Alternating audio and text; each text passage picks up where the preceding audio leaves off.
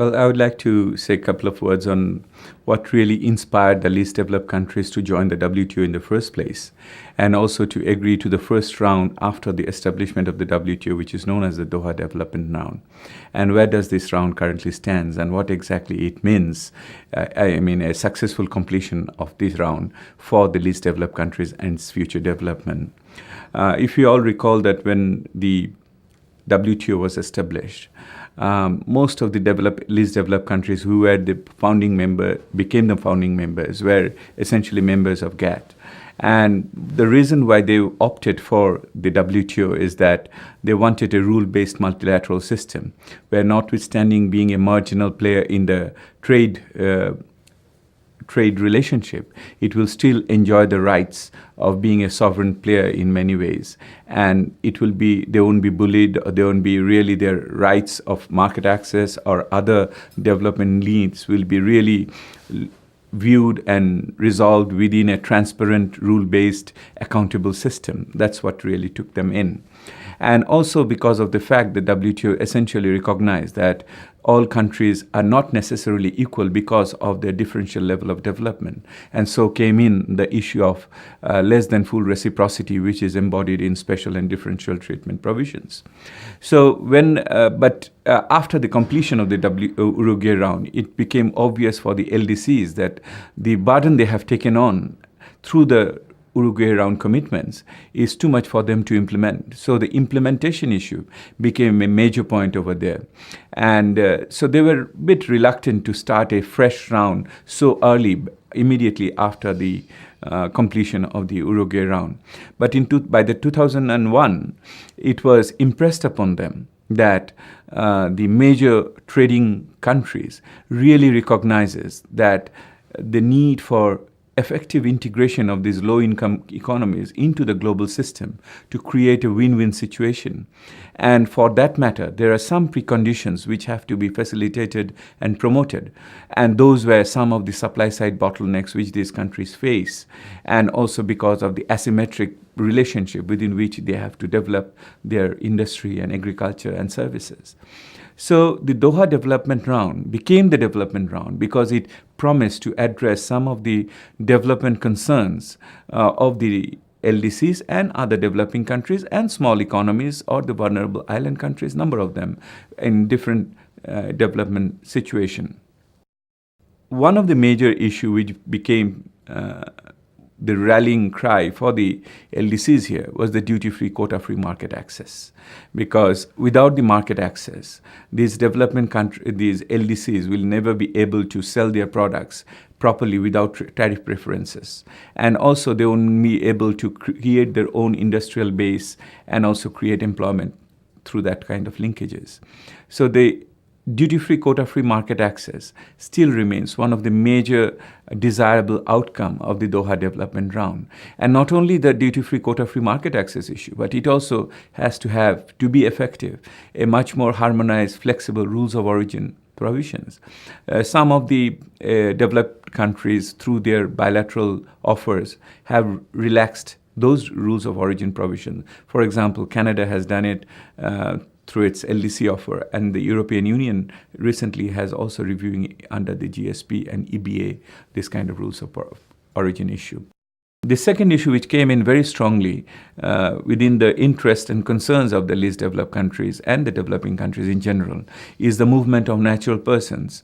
That is the movement or actual physical relocation temporarily of the service providers in the country where the services are consumed. And that is under the General Agreement in Trade in Services. The least developed countries were promised that those sectors where the poor countries have comparative advantage in selling their services will be opened up on a priority basis. We are yet to see those kind of movements taking place at this moment. The third concern had been that whatever desubsidization or scaling down of the domestic supports takes place in European Union or US, the net food importing countries, low-income countries, and 80% of them, of the low-income countries, are net food importing countries, will we ensure their food security situation through other alternative means. That remains another major issue. The trade facilitation, building up of the capacity to trade and also the border measures for strengthening remains other area of concern. And last but not the least is that Aid for Trade program, which is not necessarily part of the negotiation process, but everybody now recognizes that without an Aid for Trade program, which addresses the productive capacity building, the supply side bottlenecks, the rule-making capacity, and also the institutions which essentially ensures smooth functioning of the external relationship, is an very important area where supports have to be directed. Now, what happens as we see the current status of the Doha Development Round is that some people are really unraveling their commitments which they have already made in this area and have started to talk about. They really signed up to a Doha Development Round without understanding what exactly Doha Development Round meant for them. I think it's bad for them to understand those things at a later stage, but it is precisely the development content which allured or enticed the poor countries into this process. So if you look into the future, instead the option which remains for these low-income countries is to remain committed to a full and faithful implementation of the Doha mandate. There is no reason to hurry to go to to deliver something which has been quoted as Doha Light. Instead, we should be interested in seeing through the negotiation through its utmost details and prepare an outcome which adequately ambitious, which addresses not only the development concerns of the low-income countries, but which will consequently or by definition will also address the concerns of the developed economies. Doha Development Round is a very complex process of negotiations amongst not only the homogeneous developed economies, which happen to be in the earlier cases, but we are dealing with a diverse set of economies. Some of them are emerging economies, some are low-income economies, and of course there is the developed OECD countries. So it might take time, so it's very understandable and reasonable. And the alternative of it, the alternative of it is to deliver something which is not going to address the major concerns of the round, will create significant credibility loss for the system as well. So whilst the WTO functions as a system with its dispute settlement mechanism, with with its rules and other things, creating discipline in the trade relationship, it may still carry on with the negotiation for another couple of years. And instead of a hurried,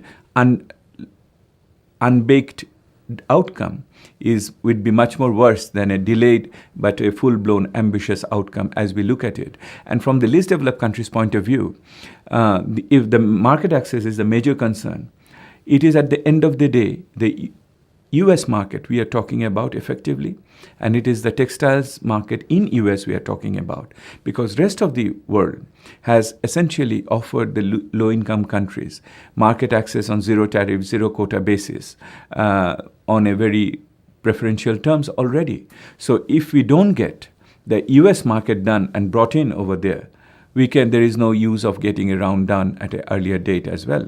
So it's in their best interest of the LDCs to get a full-blown outcome through this process.